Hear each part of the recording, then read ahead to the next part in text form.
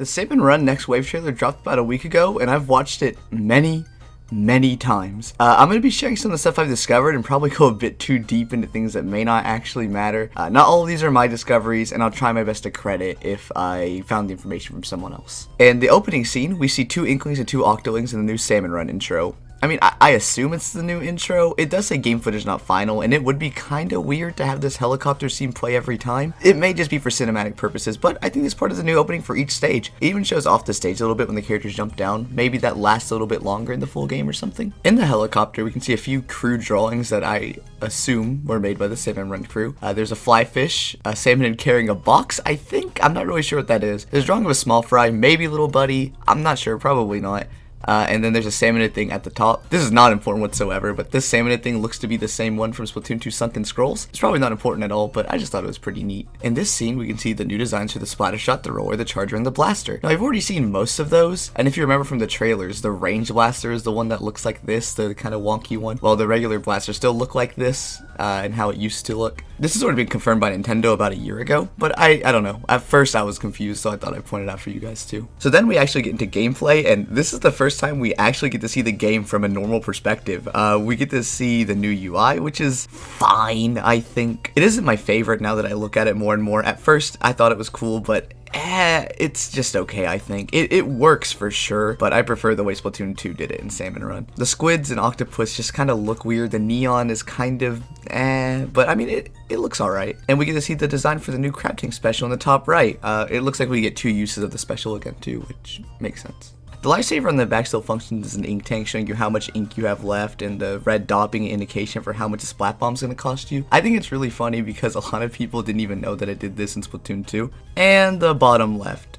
Very disappointing. It looks like we're still only going to be able to say this way in Booyah. It may possibly change, but will Nintendo actually do that? I'm not asking for the words Booyah and this way to change, like how this way was come on in Splatoon 1, but I mainly mean like actual callouts and stuff on the other 2 buttons. At least make them useful in some way, because not a lot of people use voice chat, and Splatoon's a very team-based game, so having that little extra would honestly be really helpful. Now, we could see it earlier, but that island in the background is very familiar. I first noticed this because of a post by @FlingKing5 on Twitter, showing how that exact island is actually in the Lost Outpost map. Does this mean that Sockeye Station, which is the name of this new map, takes place where Lost Outpost once was? Most likely no. This is probably just a separate map where they just reuse the same assets from another map, which is fine, but it kind of worries me on how many assets are going to be reused from Splatoon 2. But something more interesting that actually matters, if they are using assets from old maps like this, it's possible that we won't even see said old maps returning for Next Wave. Isn't necessarily a bad thing, as it'll separate the modes further, but it'd be sad to see them go. This possibly proves that Lost Outpost isn't coming back because they're just reusing stuff from it. Honestly, I think that some old Salmon Run maps will return, but not all of them, including Lost Outpost.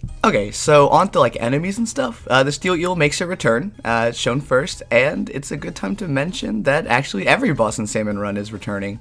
Goldie is the only one that hasn't been shown, but they'll most likely be in. This isn't from the direct, but many posts on the Splatoon Twitter account prove that literally every single boss is going to be in. You know, you can see everything here. I'm not sure about the grillers or the mothership. I don't think those have been confirmed.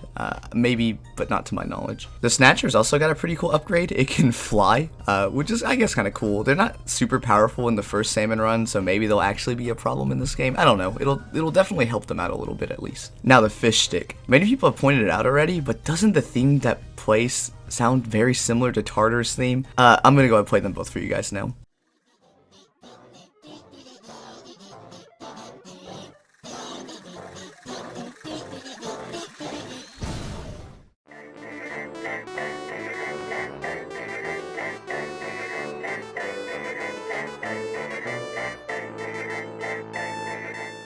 Don't those sound similar? I mean, maybe not exactly the same, but it feels like there's a connection between the two. Does this mean Tartar's back? Is he also supplying the Salmonids with tech? Did the Octarians cut off their trade deals with Salmonids, forcing them to side with Tartar? Who knows? Honestly, there's so many cool ideas about the lore that can come from this. The Flipper Flopper is really cool, but a post from Raskus on Twitter helped me remember that they were actually already used this joke. Flipper Floppers are already a name of Grisco branded shoes that you can get as a reward from Salmon Run. This isn't a big deal or anything, thing, but it's kind of silly that there's two things named Flipper Flopper now. Moving on to in-game mechanics though, the egg throw. This was originally an idea shown in the second art book. It was scrapped, but hey, they brought it back.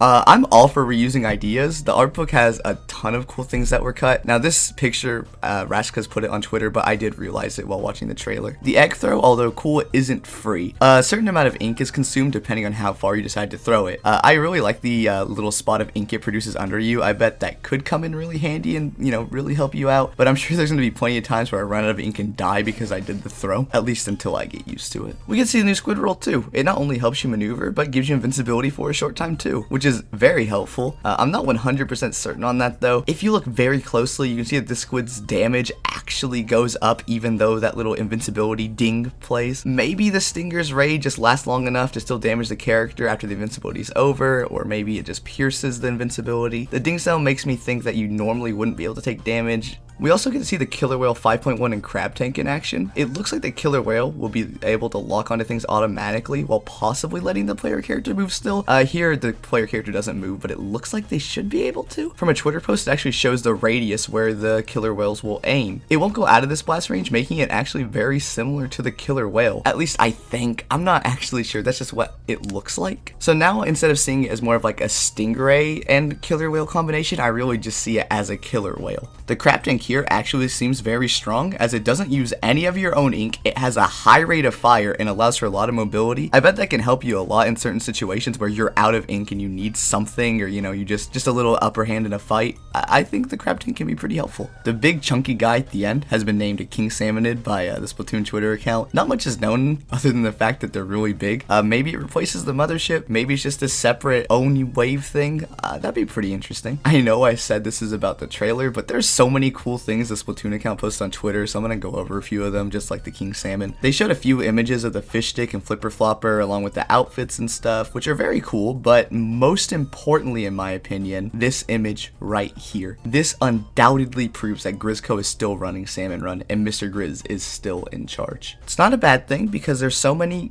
you know, cool things that Grizzco can do in the future. I'm not saying I want it to happen now, but I'm still slightly disappointed. Anyways, it seems like we're gonna be able to walk around this area. Maybe not, again, I don't know for sure, it just kind of looks like it, but the prize collection area makes me think we will. It kind of makes me want to just walk up and press A and talk to Mr. Grizz here. I wonder what he'd say. I think that'd be pretty cool. That finishes this video up. There's probably a ton more, but that's just stuff I noticed. Again, I saw that a few others made some of these observations, but please don't think I'm copying them. Honestly, if I mention something I didn't notice myself, I will credit the person who brought it to my attention. I really don't want it to seem like I'm just copying other people. But what about you guys? Did you guys notice anything interesting? Please let me know in the comments if you did. I'd love to start a conversation with you guys and really just talk about this stuff. As always, my Twitter's going to be in the description. Follow it if you want. I'm going to just post, I don't know, stuff that happened in Splatoon, and you know, if any information comes, I'm going to retweet it, so that's the fastest way to see it if you're not following the Splatoon account for some reason. But I mean, I would assume you are.